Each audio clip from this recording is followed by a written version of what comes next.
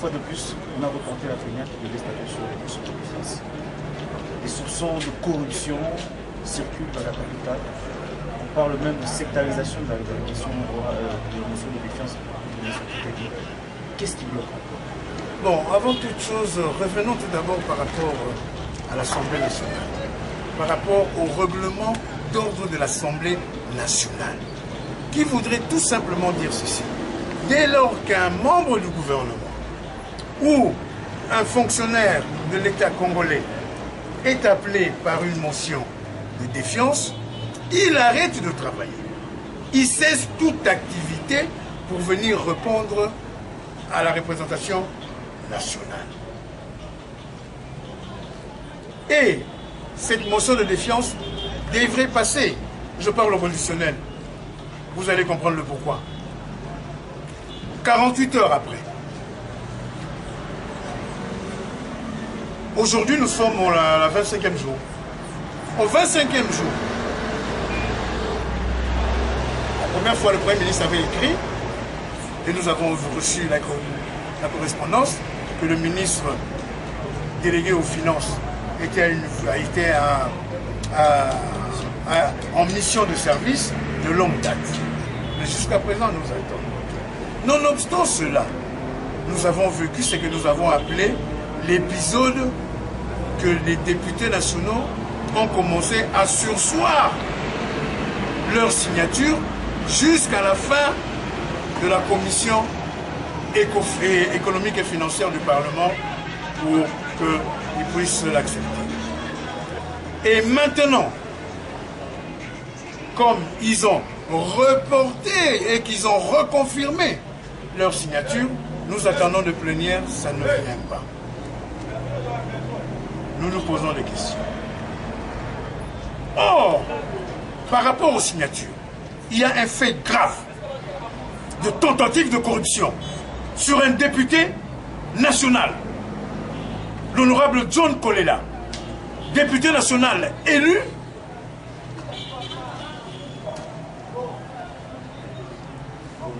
de Kalemi, de Likasi, député national élu de Likasi. Certains de nos collègues, à 3 ou à 4, l'auront invité à l'hôtel Invest de la Voie du Zaïre pour qu'il puisse trahir la cause nationale qu'il a toujours défendue. Et s'il a été élu député national de l'UDPS, parce qu'il croit aux vertus, au combat de son leader, Etienne Tshisekedi Wamoulo, pour lui donner 75 000 $, 75 000 $, et qu'il puisse prendre les signataires, parce que c'est lui qu'on avait confié la garde des signataires, pour qu'il puisse voyager. D'ailleurs, d'ici là, vous allez entendre, il va passer à la tribune de l'Assemblée nationale pour dire les faits. C'est très grave. On signale encore, des membres du cabinet du bureau du président de l'Assemblée nationale seront mêlés à cette tentative avérée de la corruption. Ce qui est grave. Tout cela pour vous dire que cette motion de défiance semble génie. Pince sans rire, maintenant, c'est la majorité présidentielle qui insuffle partout. Comme quoi que le président du groupe parlementaire, l'UDPS et allié et partenaire, Sami Badibanga, aurait été saisi de 100 000 $ qui serait venu de la part du PPRD, mais le PPRD qui combat le Premier ministre Matata Mponyo, voulant que cette motion aille jusqu'au bout afin que le Premier ministre soit déstabilisé. Nous ne sommes pas là pour régler les comptes de la majorité. Nous sommes là pour faire notre travail de représentants du peuple.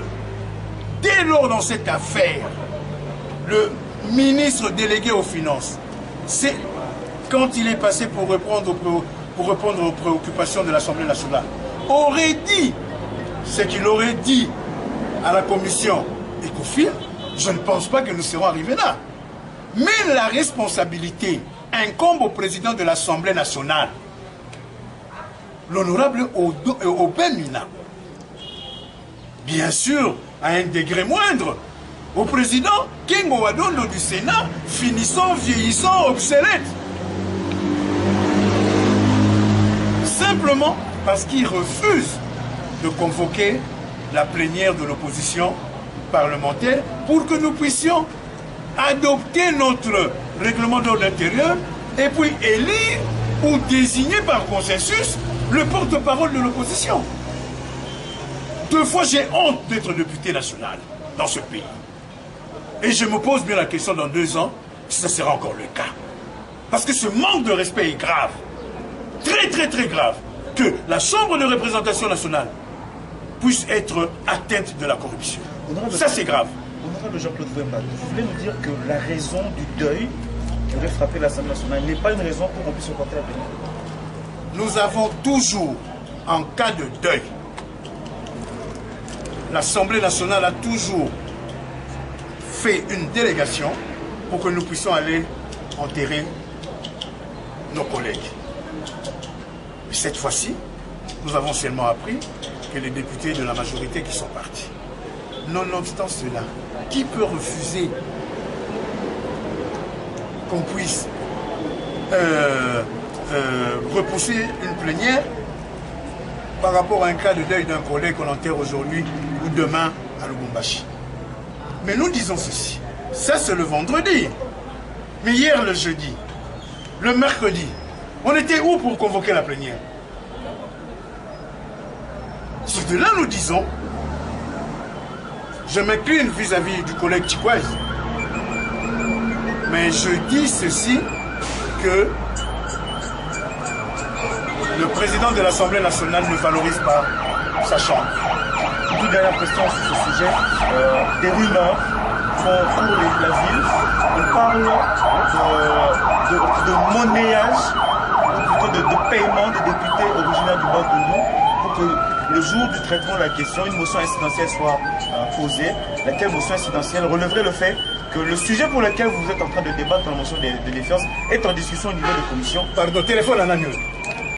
Cette motion incidentielle relèverait le fait que cette question posée au ministre est en discussion au niveau des commissions, de la commission ECOFIN, et que ça ne devrait pas être en discussion ou être le sujet d'une motion incidentielle. On financerait les députés du Bandundu et on devrait avoir cette motion incidentielle pour pouvoir avoir de débat.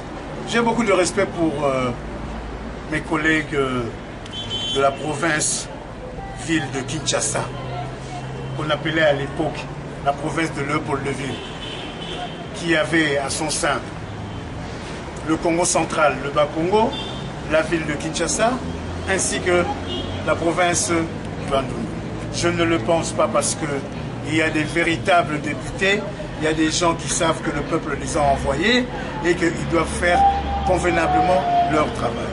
Mais nous sommes dans un pays où tout est possible, où tout se fait. Quand je vois aujourd'hui la majorité kabiliste, kabilienne, dans la grande dynastie kabilistique, qui insultait même, vilipendait les moboutistes par rapport à la corruption, et si on commence à en arriver par là, alors je me pose la question, qu'est-ce qu'est venu faire l'AFDEL? Parce que ce sont les rejetons de l'AFDEL que nous avons aujourd'hui. Je ne pense pas sincèrement que des députés du Bandundu ont été corrompus. Je ne le pense pas. Et pour dire la vérité, nous le saurons sous peu, parce que rien ne se cache plus au Congo depuis que le maréchal Mobutu est parti. Merci. Comme vous le savez, comme vous le savez, le président Jean-Pierre Gombo, Mwanamboka Igwe, Kolo Congo, venait de fêter son anniversaire il y a quelques jours. Nos pensées se sont retournées vers lui. Avec les bonnes nouvelles que l'honorable Fidel Babala vient de nous le dire, nous pensons simplement qu'il puisse faire fi et de savoir que le peuple congolais tout entier a eu une pensée de prière par rapport à cet anniversaire. On aurait tant souhaité qu'ils viennent déjà avec nous. Malheureusement, on ne peut même pas lui envoyer les Ntsamba, les Lungwila, les Makasu, les Mbongi et toutes ces histoires ancestrales qui se retrouvent à travers les Bissimbi et les Bankoulou, qu'ils puissent fêter un agréable anniversaire.